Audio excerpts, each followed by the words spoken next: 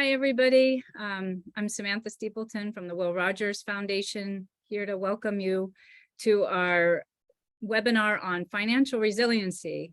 We have Gabi Slemer here with us from Finasana, and she's going to be talking to all of you about building some resiliency in your finances. Just want to remind everybody to fill out the survey at the end of our Zoom. We built this program for all of you in mind, or with all of you in mind, and we use that information. We really do. We're taking it to heart. So please take the time to fill it out. Love to hear anything that you have to say. And with that, Gabi, take it away. So happy you're Amazing. Here. Thank you for that introduction, Samantha.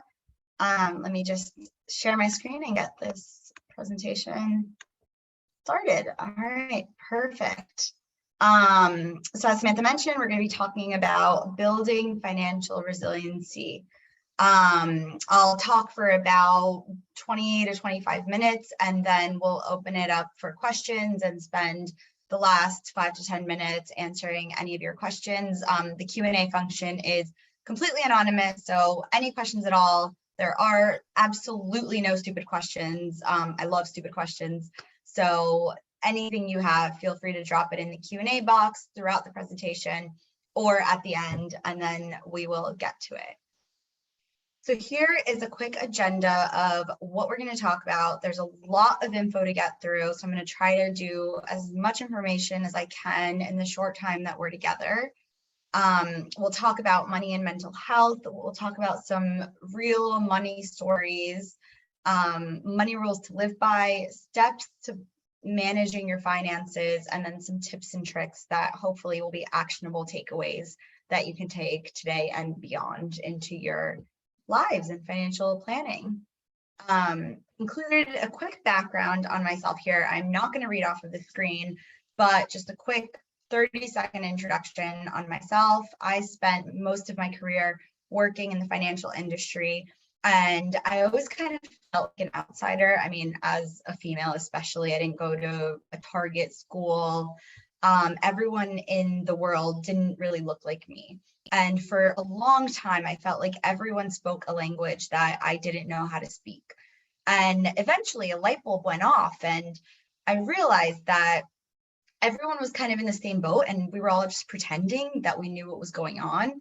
And it's not the financial concepts themselves that are difficult, it's the language that the financial industry uses to talk about it, both kind of on Wall Street when we talk about like investing or watching Wall Street Journal or CNN or whatever it is. But also it kind of filters down to the way that we manage our money, the way that we talk about bank accounts and mortgages and credit cards. And if we've never been taught the language, how are we expected to know what we do? And I think that there's this ability to just stop using those jargony words and simplify it in a way that we can use our finances to improve not only like our bank accounts, but our lives. So that's a little bit of background on why I do what I do. So I want to start talking about a couple of people and their money stories. Some of you might recognize this guy. Some of you might have no idea who it is. This is the 6th richest person in the world. His name is Warren Buffett. He's known as one of the best investors of our time. He's worth a whopping $99.5 billion, which is an insane amount of wealth. But he lives in the same house for the past 60 years, and he has the same $2 McDonald's breakfast every single day. And his wealth has been skyrocketing for literally the past 80 years. Then you have this guy, which is a stock photo from the internet because it's not any one specific person, but it's a story that I hear over and over again. It's a person who looks like they have it all, who we look at and we assume that they're wealthy. We assume that they're rich and we aspire to be like. But for so many of these people, what we see is only what they choose to show us. We only see what's on the surface.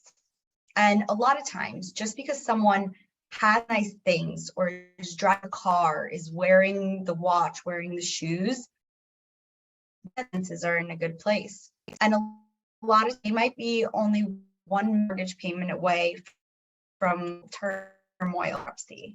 So stop, because it's not always that type of person that we aspire to.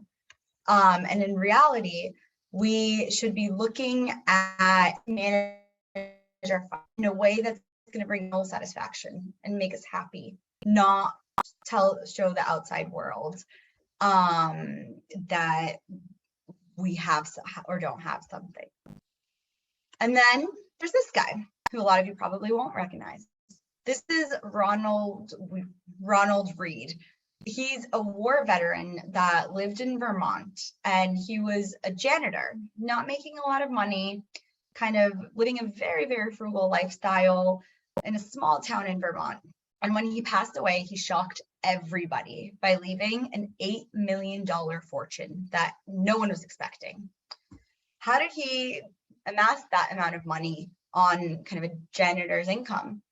Well, he lived very, very frugally. He saved almost everything that he could, and he invested his money starting at a young age over time.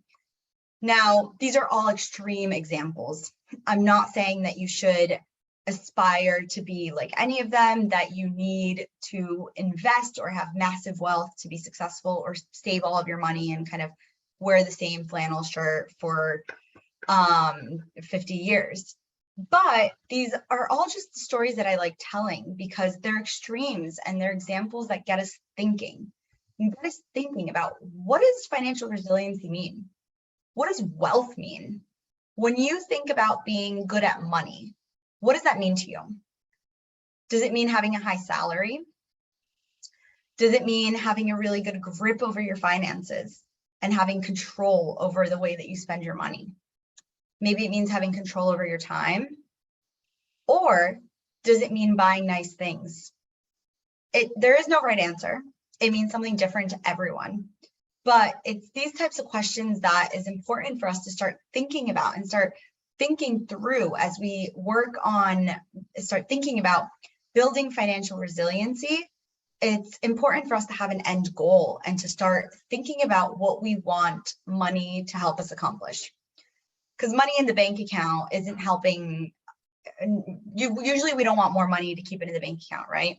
We want it to be able to buy things that we can use to improve our lives, experiences, reduce stress.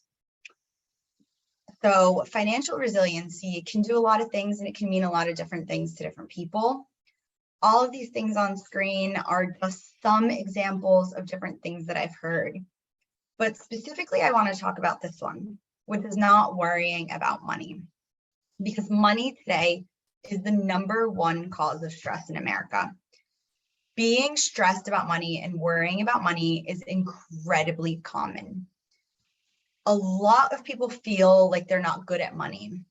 In fact, 80% of Americans between ages 18 and 34 can't pass a basic 5-question financial literacy test that's put out by the Financial Regulatory Authority. That's a staggering number. 80% of us don't feel comfortable, can't answer basic questions. And that's because we've never been taught. So a lot of us feel bad about this, and money and mental health are so closely related to each other. I mean, some of these stats that I don't need to read out, but 50% higher risk of depression for having less than $5,000 in savings.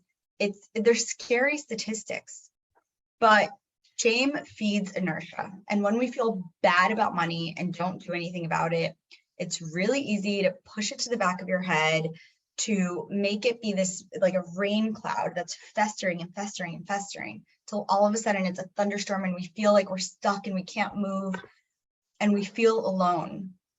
But the truth is, as you can see from these statistics, so many people are in the same boat. And money isn't something to feel bad about. In fact, just like a haunted house, when you turn on the lights, you'll see that it doesn't have to be that scary. So one of the main things that we can do to start improving our relationship with money, building our financial resiliency, and improving our financial situations is to talk about it. Talk to people you trust, talk to your family, your friends, and to yourself. Be honest with yourself and look at your finances head on. So just a quick slide on what exactly is financial well-being and what does it mean to achieve this mystical place. Google translates it as having present and future financial security and freedom of choice. Now we can break this down into present, into almost like a quadrant. If we think about present financial security, that's being able to pay your bills and afford your current lifestyle. Present freedom of choice is being able to dictate what we want to do with our money and what we want to spend our money on, instead of not looking at it and falling prey to our circumstances and spending kind of our paychecks as they come in, looking at it at the end of the month and saying, oh, what's left? What can I do? Instead, we can shift that narrative and take a more active role into how we manage our incomings and outgoings to have more agency and more choice in where our money is going. Future financial security is talking about our retirement, and then future freedom of choice on your own terms. So there's 3 basic money rules. And the first one is already on screen here, so you'll see what it is, but these are really, really basic, and they're basic for a reason. Money management doesn't have to be crazy complicated. Almost everything in financial planning, from very, very beginner when you're in college or even in high school, young, just starting to work out money, to people close to retirement, and or even very, very, very wealthy people like the people at the beginning of the presentation that we talked about. Almost everything in financial planning can be boiled down to these 3 rules. So if you don't take anything else from this presentation and you take these 3 rules, I'll consider that a resounding success. The first one, as you've been able to see on here, is save money. Spend less than you make and try to save something. It doesn't have to be a lot. Consistency is so much more important than having a big chunk of each paycheck going away. It can be a tiny little percent. It can be $1 to start out with, but just get into a habit, build good habits early, and you'll reap the benefits over time. Number 2, get rid of consumer debt. And I was a little hesitant, honestly, to put this up here because I don't want to frame it in a negative picture, because debt is a part of life. It's something so many of us have. It's incredibly common. But consumer debt, specifically credit cards, can be our Achilles heel and our financial downfall. And credit cards should really come with a warning label on them. And we're never told this explicitly, we're never taught, so why would we know to avoid getting into debt? But the reality is that so many of us end up getting into really, really scary financial situations because we let our debt grow and fester, and the interest rate and the way that the interest rate adds up means over time it'll just keep increasing until it's really hard to get out from under. So be really careful with things like credit cards and personal loans. And then number 3, invest for the future. Now you can take that pretty literally and say invest into things like the stock market once you've saved money and gotten rid of debt. Or we can look at it from a more like figurative perspective. Invest in yourself, invest in your education, invest in learning good financial management skills early, and over time, those will pay off, literally. Now, I want to talk about some practical steps that you can take if you don't know where to start, and a framework that will help you manage your money and begin to look at your finances in a way that you can tackle anything that comes your way. And this framework works no matter where you're starting from, no matter what situation you're in. And we'll talk in more specifics about these because I know they sound pretty high level. So step 1 is take stock of where you are today. This means literally get a piece of paper, open an Excel document, a Word document, the Notes app on your phone, whatever it is, and write down somewhere. It's really important that you write it down because mental math isn't anywhere near good enough to handle the intricacies of our modern day finances and modern day spending. And this can sound really scary, but it's really important to be aware of your situation because everything else that you do will come from this. So first, you want a static view. So at one point in time of what you own and what you owe. This is otherwise referred to as your assets and your liabilities, or your net worth when you take everything you own and then subtract out everything you owe. So this is things like your savings and any bank accounts, any debt that you have, credit cards, personal loans, medical debt, student loans, mortgages, emergency savings. I'm going to harp on this one for a second because it's really important. Emergency savings or rainy day funds are important for all of us to prioritize. And in the next slide, we'll talk a little bit more about where this falls on the prioritization schedule. But an emergency fund should be anywhere between 3 and 6 months or 3 to 9 months, depending on your personal situation or personal risk comfort of necessary living expenses in cash somewhere. Now that can sound really daunting and that can sound like a lot. So start small. If that sounds like crazy and like you're never going to achieve it, start with $50, $100, work your way up to $1,000, and then focus on building this cushier net. It's a safety cushion, right? It's the best friend to be there for you if something bad happens. Ideally, you never need to use it, but just having it there will make you feel better. Other things that could be on your list of assets and liabilities are retirement accounts, or if you own your house, if you have any other big things of value in your life, of financial value, I should clarify. Then look at your monthly financial habits. This is your budget, which gets a really bad rap and negative connotation sometimes because it sounds restrictive, it sounds difficult, it sounds like it's something that's not going to be very fun. But if you reframe that and look at your monthly financial habits instead as a way to gain more information about yourself and about your habits, that you can reframe your spending. And once you know where your money is actually going, it's a lot easier to influence where it'll go in the future. And as I mentioned earlier, like a haunted house, when we shine a light in our finances, they become less scary. Step 2, use the information that you've gathered in step 1 to identify your goals. So I put here a financial, and I'm going to put this all on screen, a financial planning checklist. And this is a good spot to take a picture of this or screenshot and save it for later use. Step 1 is going through your monthly spending and trying to pick out little savings.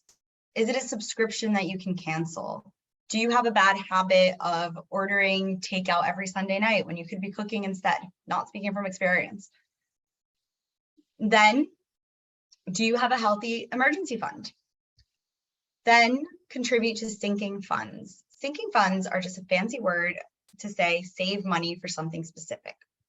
It's like holiday spending. If let's say you want to spend $120 at year end on holiday or birthday gifts, put away $10 every month into a specific, it could literally be an envelope or a separate bank account, so that at the end of the year you can, sorry, there's a fly. I don't know if you guys can see that on camera, but so take those $10, build it up. Then when you spend it, that's guilt-free spending because you know you've saved it for it and that fund sinks back down. Then we have paying off high interest rate debt, non-mortgage debt, and only at the end is when you save for retirement accounts and brokerage accounts. Now, if this sounds daunting, especially if you have a lot of debt and you want to save money as you pay off debt, that's totally fine. This isn't crazy prescriptive. It's more meant to be a guide. And it ties back to our 3 rules. Next, make a plan. You might have heard SMART goals before. They're a little cheesy, they're slightly overused, but that's because they work. The S is for specific, then measurable, achievable, relevant to your overall objectives, and time-based. So an example is if you want to pay down $1,200 of debt in the next 12 months by allocating $100 towards debt repayments every month. So this is a much better goal, much more actionable than if you just say, I want to pay down debt. So approach each of your financial goals with this SMART criteria. And then number 4, track, analyze, adjust, repeat. Our finances will never be static. We change as humans, our finances should too. This is always going to be an evolving exercise. And the more frequently you go back to your goals, you go back and look at your current situation, the better off your finances will be, the more financially resilient and flexible you'll be. So we're right up to the 20-minute mark. I'm going to put these tips on screen and open it up to questions.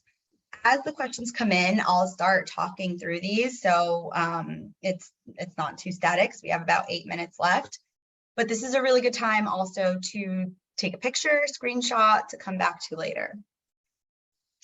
And if you have any questions, it could be anything I have covered on this presentation, or even something I haven't covered, a finance question that's gnawing away at you or that you're curious about, do drop it into the Q&A. Reminder that they are completely anonymous. So as we wait for those to come in, I do want to talk about the first and the third one on here. So paying yourself first is a really great way to save money without noticing it, essentially. Automate your savings.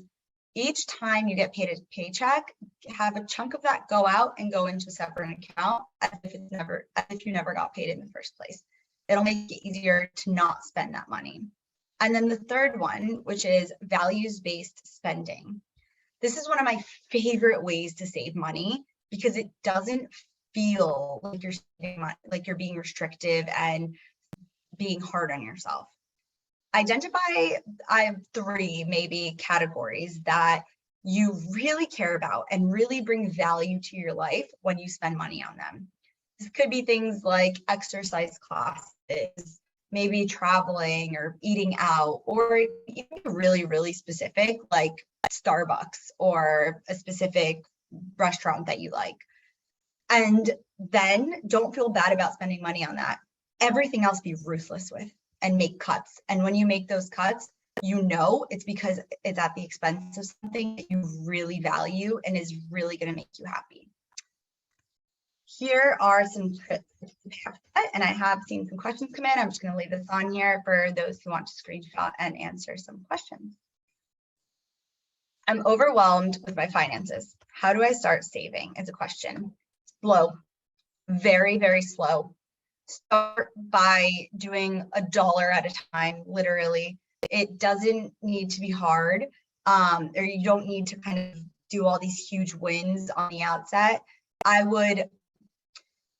So being overwhelmed is a really hard place to be in because it can feel really lonely. It can feel like it's like a black cloud over your head. It's tough to start, but so often just starting, you don't need to get it right. You don't need to have like a very strict timeline. Just starting, writing it down, putting it in one place, making small changes can really help. Let's see. What's your opinion on auto pay recurring payments for bills versus paying them manually each month? So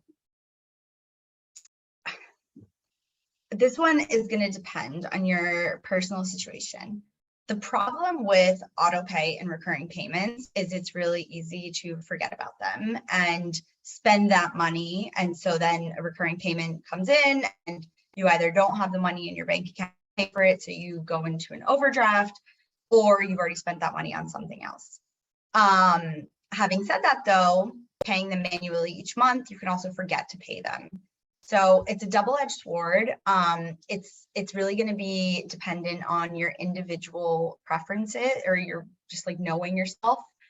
And It also depends on the size of the bill. Some you won't have an option with, like subscriptions that just come out immediately. So I would play around with both and see what's going to be best for you. Maybe for paying it manually each month, a good idea is to schedule a recurring like money date with yourself, a check-in where you sit down and you pay all your bills, you see how you're doing on spending. Some tips for paying down consumer debt. Budgeting is going to be your best friend, your absolute best friend here. Squeezing out savings and tracking your expenses to see how much you can allocate towards debt repayments are one of the best ways to pay down debt. Having said that, asking for help is also really recommended. I mean, you can get, especially with medical debt, just asking, sometimes you can get large amounts wiped off.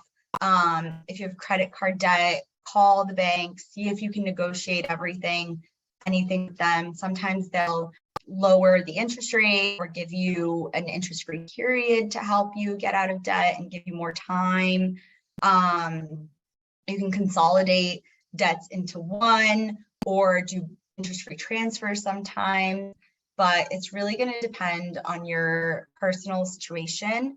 And unfortunately, the budgeting is going to be the best way in the long term, but there are ways that can ease the burden and help.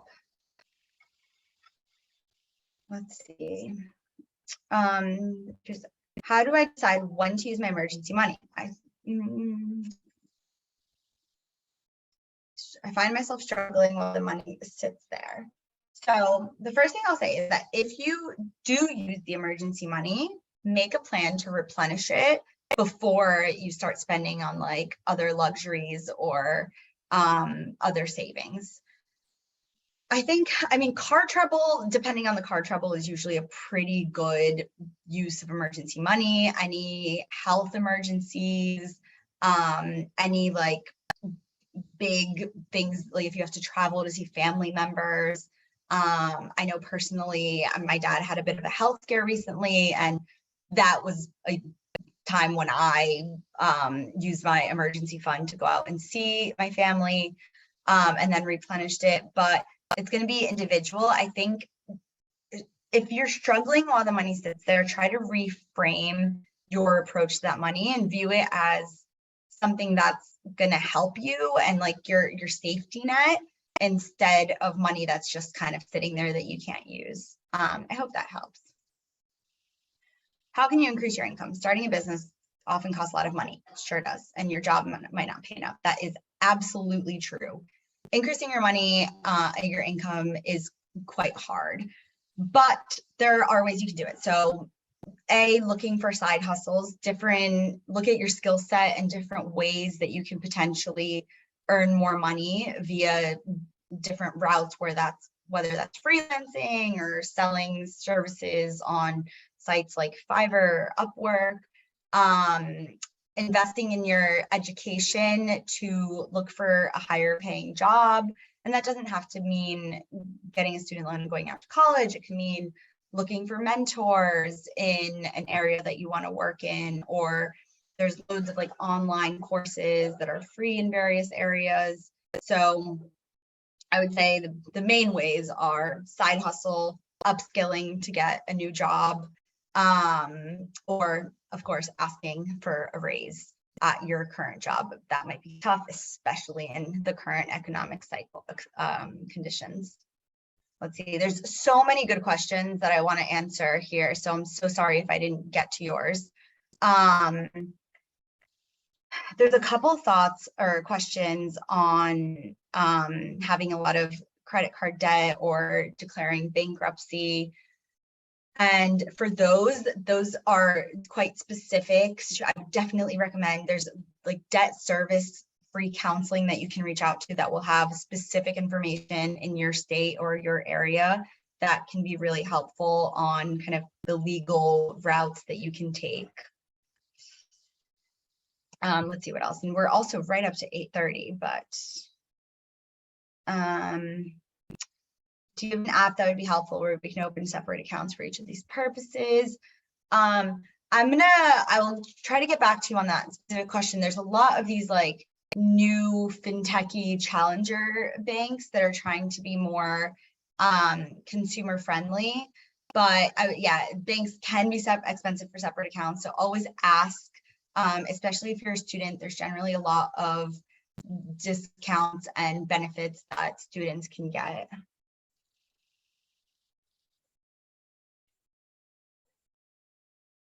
Some suggestions to stay on track, and this is the last question that I'll answer, and then we can wrap up for the day. But let me just put on here some tips about money stress also, so that you can grab those. Stay on track when transitioning from one job to another at times when there are months of no income. Also, another fantastic use of your emergency fund, and then bringing it back up when there is an income. In these situations, if you can plan ahead, and you can't always plan ahead for these situations, but if you can, planning ahead is going to be really, really helpful.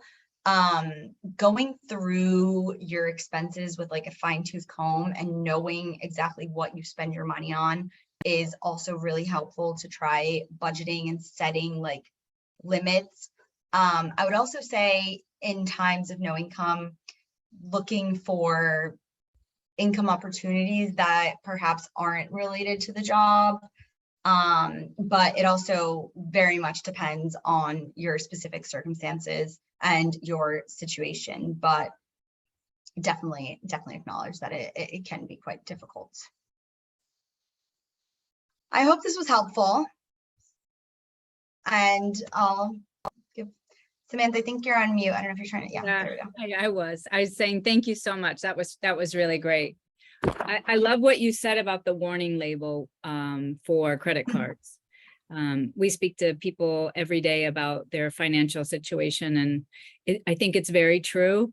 And the other thing I wanted to highlight that you said that I think is very helpful is to see it, because we have something here where we ask people to write down all their debt, and once they visually see it, the number that that's going to interest rate, it shocks people. I think it really helps to like see it and write it down. So I love what you said. And then I wanted to add that, you know, anyone who's on this webinar is a member of the industry. You are very welcome to reach out to us. You can go to our website, you can fill out an intake form, and we're happy to help you with your budget and talk to you about the programs that Gabi mentioned that you can call to get help on consolidation and debt.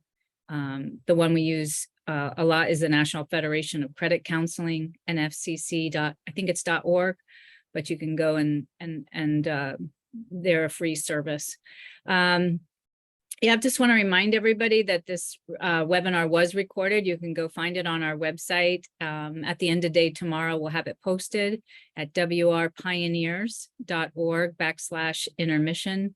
And all of our webinars are living there, so you can always go back and get these tips.